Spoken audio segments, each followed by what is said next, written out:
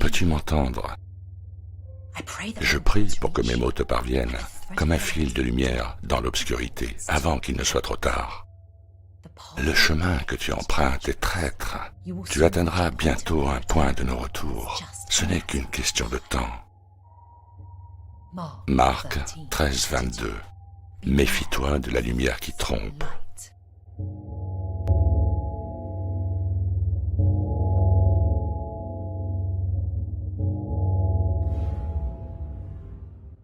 Il y a des puissances cachées qui travaillent dans l'ombre. De temps en temps, un événement ou un moment important se produit. Et si l'on est assez sensible, on peut sentir leur présence. C'est un sentiment vague sur lequel on ne peut pas mettre le doigt. C'est le même sentiment que vous avez eu quand vous avez vu Notre-Dame brûler. Ce n'était pas un accident. Les livres d'histoire parlent de sociétés secrètes et des soi-disant initiés, les francs-maçons, les rosicruciens, les Illuminati bavarois, les néo-templiers. Ils ont tous détenu un pouvoir considérable à un moment donné, et il pourrait sembler que ces sociétés secrètes sont les ombres mêmes que vous ressentez dans des moments comme celui-ci. Certaines sociétés peuvent même se considérer comme ces ombres. Mais ce n'est pas le cas. Il y a des forces bien plus élevées que n'importe quelle société secrète connue. Les adeptes de l'ombre et de la lumière. Et ils sont toujours restés anonymes, toujours hors d'atteinte. Les vrais enfants de Salomon.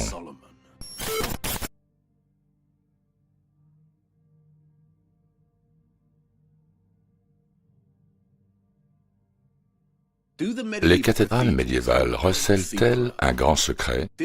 Ont-elles été creusées profondément dans la terre pour créer des cryptes afin de faire jaillir les eaux vivantes susceptibles de guérir ou pour établir une connexion avec les courants électriques telluriques? Peut-être même pour étudier les eaux ardentes astronomiques.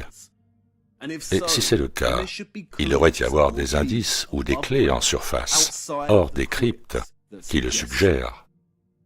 Une clé importante, les vitraux et l'énigme de la lumière. Il n'existe qu'une seule description historique de la fabrication de vitraux en Europe de l'époque médiévale. Une seule, et elle a été redécouverte dans les années 1700. On sait relativement peu de choses sur les vitraux en Angleterre avant l'époque médiévale, avant 1170. L'utilisation des premiers vitraux n'est pas bien comprise.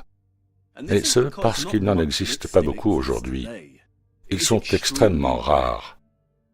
Ce qui non seulement entoure le vitrail de mystère, mais cela a aussi conduit certains à spéculer que le verre original a été créé dans un but tout à fait différent. Car le véritable vitrail est apparu soudainement dans le premier quart du XIIe siècle et a disparu vers le milieu du XIIIe siècle.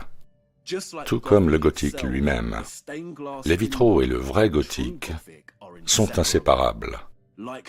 Comme le véritable gothique, le vitrail est un produit d'une science supérieure, un produit de l'alchimie. Que veut dire vrai vitrail et vrai gothique? Cela suggère que les cathédrales gothiques, qui ont vu le jour au cours des années 1100, étaient plus authentiques d'une certaine manière, et que cette authenticité a disparu vers le milieu des années 1200. Après le milieu du XIIIe siècle, les hommes peuvent encore s'appuyer sur l'ogive croisée et même pousser la technique jusqu'à un niveau étonnant de virtuosité. Mais il ne s'agit plus que de cela. L'homme architecte s'exprime dans la pierre, mais ce n'est plus le mot qui convient.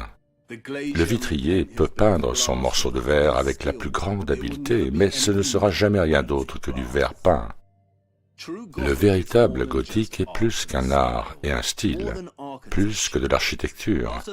Après les années 1200, les structures gothiques ont pu continuer à repousser les limites de la hauteur. De la sculpture décorative et du verre peint étaient produits, mais elles n'étaient plus construites dans leur but, leur fonction ou leur signification initiale. Le véritable gothique est le mot qui convient, le spirituel et l'alchimique. L'alchimie est une philosophie naturelle qui peut être interprétée comme le processus de transmutation qui permet de fusionner ou de se réunir avec la forme divine ou originelle. Cela implique qu'à un moment donné, la cathédrale, en tant que forme, fonctionnait ou s'accomplissait à un niveau de transmutation ou de transformation, cherchant à créer une connexion avec le divin. Transmuter signifie changer ou altérer la forme, l'apparence ou la nature, en particulier vers un état supérieur. C'est changer une chose en une autre. Et l'arche ici illustre ce que l'on pourrait classer comme une arche alchimique. Peux-tu m'entendre? Tu le peux. Qu'est-ce qui se passe? C'est la clé. Les architectes peuvent pousser les arches jusqu'aux limites stylistiques, mais comme nous le voyons ici à la cathédrale de Liverpool, le bon type d'arche est capable de porter le son d'un murmure et de l'amplifier à un point tel que la personne assise à l'autre bout peut l'entendre haut et fort. Le murmure est transformé, et c'est le véritable gothique en action. Peu importe que la cathédrale de Liverpool soit une structure relativement moderne, elle honore la forme alchimique fonctionnelle du gothique. De nombreuses nouvelles cathédrales et églises peuvent avoir des cryptes modernes en accord avec le style historique de la forme. Mais ces cryptes modernes sont-elles reliées à l'eau sous la forme de puits ou autre, une eau qui a été transformée sous la terre par les courants telluriques? Si ce n'est pas le cas, elles ne peuvent pas être classées comme vraies. Qu'en est-il des vitraux? Qu'est-ce qui pourrait les rendre authentiques? La lumière, si l'on en croit à la tradition et à la science moderne, est une combinaison de deux choses. D'une part, les vibrations lumineuses, et d'autre part, une particule d'énergie. Celle-ci, dans la lumière du soleil, est active, pénétrante, stérilisante et relativement dangereuse pour la vie. Le corps humain s'en défend par un processus de pigmentation qui est fortement à la mode aujourd'hui. Son action est telle qu'aucune expérience alchimique ne peut être tentée à la lumière du jour. Pas plus que l'expérimentation de l'alchimie humaine, qui est une initiation. Tout comme les alchimistes cherchent à se protéger de la lumière du soleil pour leur travail au creuset, l'initiation requiert une protection de la caverne ou de la crypte. On peut alors se demander si le verre alchimique, doté de propriétés étranges qu'il expose à la lumière, ne constitue pas un filtre qui, tout en laissant passer les vibrations lumineuses, retient une particule d'énergie qui est nuisible à l'évolution de l'homme à l'intérieur du temple. Et l'on peut se demander si le verre plombé à l'antimoine des églises romanes n'était pas une première expérience dans ce sens. Ce que Charpentier décrit ici, c'est la profonde dualité au cœur de la lumière. La lumière peut être analysée à la fois comme une particule et comme une onde. Le soleil rend la vie possible. Il fait croître tout ce qui existe. Mais en même temps, il peut être extrêmement dangereux et destructeur. Il nous fournit la vitamine D, essentielle à la santé, mais il peut aussi provoquer des douleurs en brûlant notre peau, ou même tuer par déshydratation suite à un coup de chaleur. En décrivant le docteur Faustus de Rembrandt, Victor Hugo souligne son exacte dualité. Ce soleil kabbalistique semble trembler lorsqu'on le regarde et remplir les cellules de ses mystérieux rayons. Il est à la fois horrible et beau.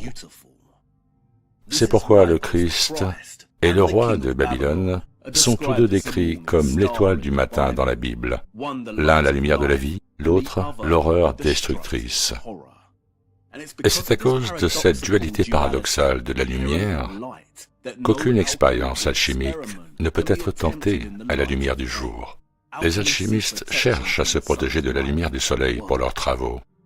Le véritable vitrail aurait-il pu en fait agir comme un filtre qui, tout en laissant passer les vibrations lumineuses, retient une particule d'énergie nuisible à l'évolution de l'homme dans le temple?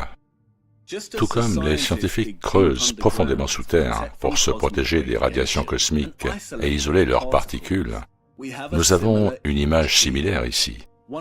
L'un des alchimistes ou des philosophes utilisant des vitraux pour filtrer et bloquer les aspects nocifs du rayonnement électromagnétique du Soleil, une lumière en ultraviolet, de pénétrer dans l'espace alchimique de la cathédrale, le verre philosophal.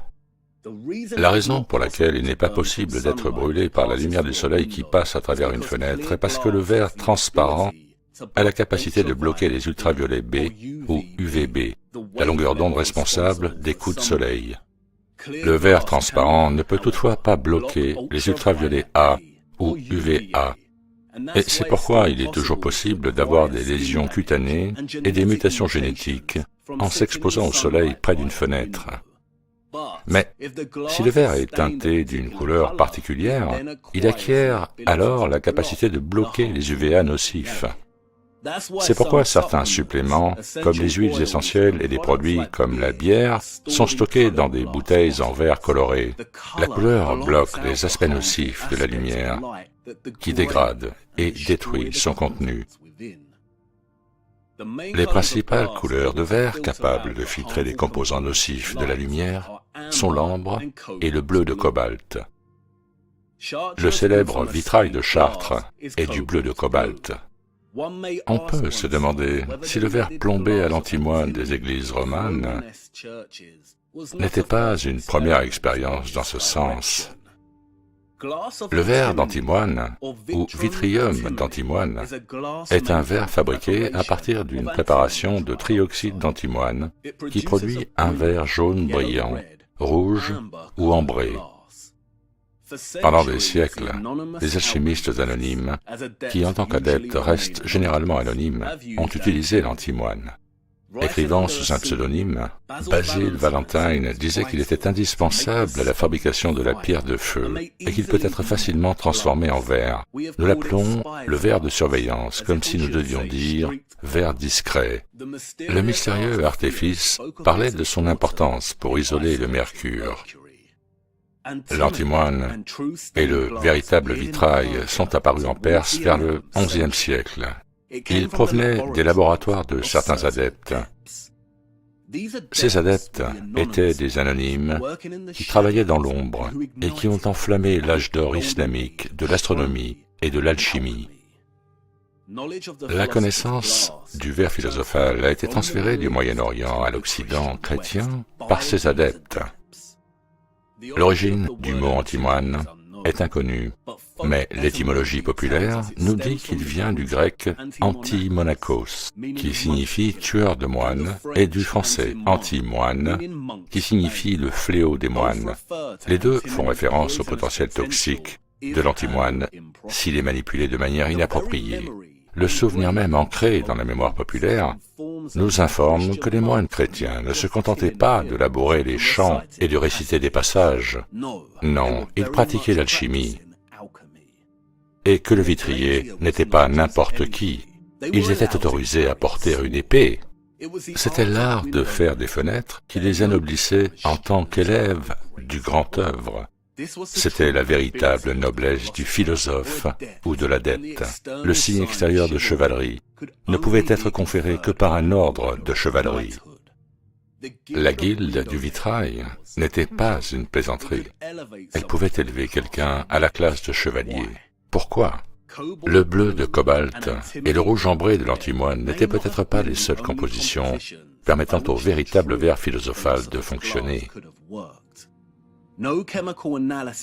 Aucune analyse chimique n'a à notre connaissance percé le mystère de la fenêtre gothique. Et alors que les archéologues contemporains commencent à peine à utiliser des technologies avancées pour comprendre le vitrail, ils reconnaissent qu'à moins d'entreprendre de grands travaux de conservation qui impliquent le démontage du vitrail et le retrait des morceaux de verre, des lacets de plomb qui les maintiennent ensemble, l'échantillonnage du verre à des fins d'analyse est impossible. Le verre d'origine peut contenir des substances qui n'ont pas encore été découvertes, qui filtrent les rayons lumineux dangereux. Mais il existe un problème beaucoup plus important. Toutes les fenêtres de la cathédrale de Chartres ne sont pas alchimiques. Une bonne partie d'entre elles ont été détruites, notamment celles situées en haut du chœur, par un évêque qui souhaitait être vu à la lumière du jour. C'était dans les années 1700, l'époque où le seul texte médiéval sur les vitraux a été redécouvert. C'est un fait frustrant à affronter, mais la majorité des cathédrales et monastères médiévaux ont été détruits ou ont été modifiés à jamais, de telle sorte qu'il est extrêmement difficile de comprendre ce qu'était leur forme d'origine. Certains des plus anciens vitraux du monde datent des cathédrales romanes normandes. La première chose que l'on remarque en se promenant dans une cathédrale romane, c'est l'obscurité qui règne à l'intérieur. C'est comme si elles avaient été délibérément construites pour être sombres, pour laisser entrer le moins de lumière possible, et elles dépendent fortement de l'éclairage artificiel pour éclairer l'espace. L'histoire conventionnelle nous apprend que les Romans n'avaient pas encore découvert l'arc brisé et ne pouvaient donc pas résoudre le problème de l'augmentation de la lumière dans leur cathédrale. L'arc brisé permet d'avoir des murs plus fins et plus hauts, et par conséquent de plus grandes fenêtres. Mais les arcs décoratifs romans et normands montrent qu'ils étaient parfaitement conscients de la géométrie arrondie et de la géométrie pointue. Il semble absurde qu'ils aient attendu des centaines d'années avant de l'utiliser pour obtenir la hauteur et la lumière qu'ils souhaitaient. Une explication plus simple et plus réaliste est que les cathédrales romanes ou normandes ont été délibérément construites pour laisser passer une lumière minimale. Après tout, seuls les chœurs de la partie est musicale de ces cathédrales romanes ont reçu une amélioration gothique, et non l'ensemble de la structure. Le reste est resté mal éclairé et sombre. Pourquoi les chœurs ont-ils été rénovés ? Ce n'était pas non plus pour des raisons techniques que les églises romanes n'étaient plus ouvertes à la lumière. Un grand nombre d'entre elles n'ont pas d'ouverture sur le chœur, mais une niche en forme de dôme sur laquelle un rideau pouvait être tiré comme dans le Saint des Saints de Salomon. Et il est intéressant de constater que les chœurs d'origine n'avaient pas d'ouverture. Le chœur était-il le lieu où se déroulait l'activité alchimique ? Et se pourrait-il qu'il s'agisse de l'endroit dont le terme d'art sombre ou de magie noire découle, des activités alchimiques menées en l'absence de la lumière nocive du soleil, un art qui devait être réalisé dans l'obscurité et qui nécessitait le verre philosophal pour filtrer certains aspects de la lumière. Et qu'est-ce qui exactement aurait pu nécessiter d'être protégé de la lumière ? Les eaux vivantes, le grand œuvre, ou autre chose. La véritable signification originelle des arts sombres a-t-elle été corrompue pour cacher sa signification historique ? Ce n'était pas dans le simple but de déguisement que les premières messes se déroulaient dans des cavernes ou des catacombes, puis dans des cryptes, puis dans des temples de pierre qui reproduisaient une crypte en surface. Dans toutes les religions antérieures au christianisme, les mystères grecs se déroulaient la nuit. Contrairement à l'art gothique, les fenêtres normandes, romanes, sont très petites. Le plus ancien vitrail des cathédrales est le vitrail roman, qui comporte beaucoup de bleu, de rouge et d'ambre. Le bleu de Chartres est également appelé bleu roman. Le problème, cependant, est qu'il est probable qu'il ne reste plus de verre roman dans son état d'origine. Les plus anciens étant ceux des fenêtres de Chartres et la belle verrière, qui représente Notre-Dame, la Vierge en bleu. Ces trois vitraux ont été réalisés vers 1145, mais ont été restaurés au début du XIIIe siècle et à nouveau au XIXe siècle. Les morceaux de verre peuvent être anciens, mais cela ne signifie pas que la disposition et les images sont d'origine.